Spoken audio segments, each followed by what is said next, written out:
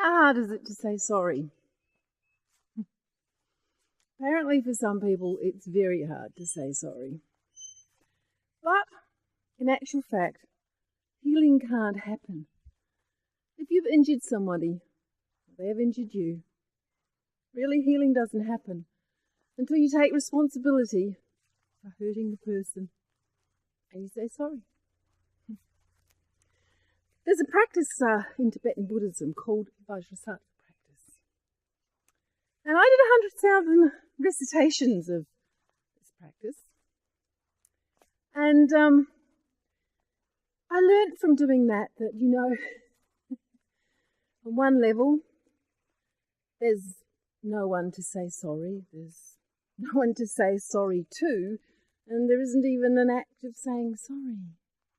But the interesting thing about that is that that only is true because there is someone to say sorry to. And because there is something to say sorry for, and there is somebody who needs to say sorry. You just don't have one without the other. They are the same thing. Form, as the Buddha said, is emptiness. Emptiness is form.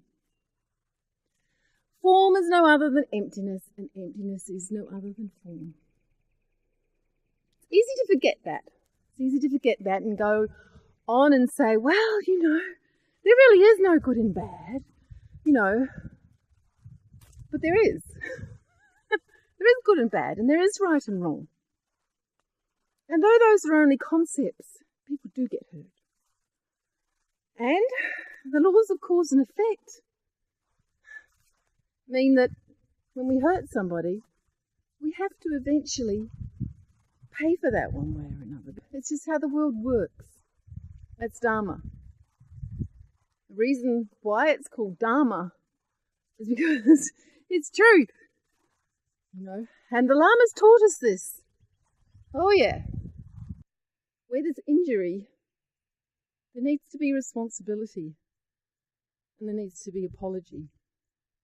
There needs to be confession. Shit, man. You know what? I really screwed up. I did. Like, okay, I didn't see it then, but I see it now. I screwed up. I didn't mean to hurt you guys, but I did. Obviously. Because look at what's happened to you. I mean, some of you have been in therapy for years because of what I did to you. And that wasn't my intention, you know. I didn't mean it to be like that. But clearly that's how it is. So I really, really regret that I've harmed you. And I'm sorry. There. That wasn't hard, was it? You might say, oh, boy, has Talia sent people off to therapy for years and years and years? I don't think so, but I did say sorry not so long ago because, you know, to a bunch of people who really did find my words hurtful. And, you know, I thought I was waking them up.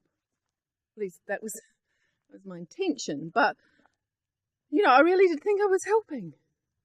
But then I realised that there were some people who were simply, they didn't see things the way I see them.